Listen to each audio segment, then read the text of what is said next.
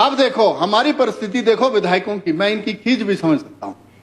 हुआ क्या है कि स्वर्गीय राजा वीरभद्र सिंह जी थे, एक बार हम जब विधायक बने यहां पर आए, हाँ, और जब हम आए आपको याद होगा, और उनकी महानता देखो, मैं वीरभद्र सिंह जी को सलाम करता हूं इस हाउस में, जहां भी होंगे वो स्वर्ग में होंगे।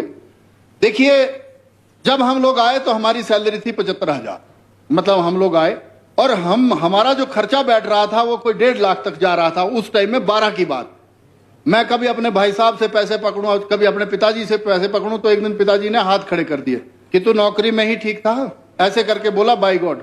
और ये जो सुबह तेरे को चीनी की जरूरत पड़ती है, 2 किलो 10 किलो पत्ती की जरूरत पड़ रही है महीने की, ये हो रहा है वो हो रहा है। तो मैंने कहा देखो अब मैं तो सामाजिक कार्य में आ गया हूं, तब मेरे में भी स्वामी विवेकानंद जी जैसी, महात्मा गांधी जी जैसी और सरदार भगत सिंह जैसी फीलिंग आई थी, मतलब मैं भी, हाँ फीलिंग अब नहीं है। और मैंने कहा नहीं आप बात सुनिए ना, ये पूरी बात बड़ा इंपॉर्टेंट विषय है। उस टाइम हमारी भी रौनक होती थी, बत्तियां लगी होती थी गाड़ी में और बड़ी डैश के साथ निकलते थे, ट्रक वाले गाड़ियां भी नहीं देते थे और ना ही किसी विधायक के साथ अभद्र व्यवहार होता था। देखिए समय बदला, लेकिन हमारी मेंटालिटी जो है और बदलती गई। आप देखिए ना, बदलती गई। 12 में वीरभद्र सिंह जी से हमने रोया और उन्होंने इस बात को समझा। उन्होंने कहा यार जब तुम अपना ही ढंग से वो नहीं कर पा रहे हो, तुम समाज का क्या करोगे। मानता देखिए उनकी।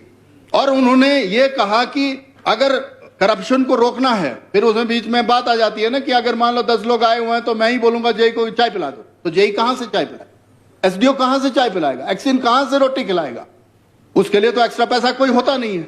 जिसका दल, मतलब जिस दल में बल है, उस जिसकी चलती उसकी तो कोई गलती नहीं होती है, वो तो करवा लेता है। लेकिन जो हम जैसे लोग आते हैं फिर हमें जीना मुश्किल हो जाता।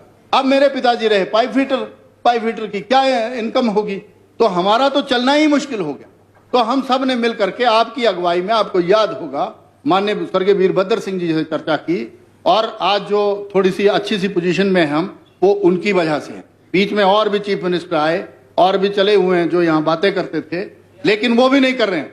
अब वो जो झंडी की बात हुई, आपको पता ही है, वो झंडी की बात हुई और सारी चीजें फाइनल हो गई। पिछली बार हम कहने लगे कि वीआईपीओ को कोई फर्क नहीं पड़ता, अब चीफ मिनिस्टर के काबले में 20 गाड़ियां चलती है। आए भला कोई सामने, मिनिस्टर साहब जो हैं वो भी पायलट वायलट लेके चलते हैं। लेकिन जब ये बैठ जाते हैं वहां पर इस पर्टिकुलर चेयर पर, तो वो जो वहां बैठते हैं ऑफिसर लोग, वो ऐसे गाइड करते हैं, खुद तो झंडियों में घूमते, चाहे डायरेक्टर हो, चाहे डीसी हो, चाहे कोई भी हो, ये तो पूरी फीलिंग लेते हैं। लेकिन हमारा जो मेंटल हेल्थ है वो खराब किया हुआ इन्होंने।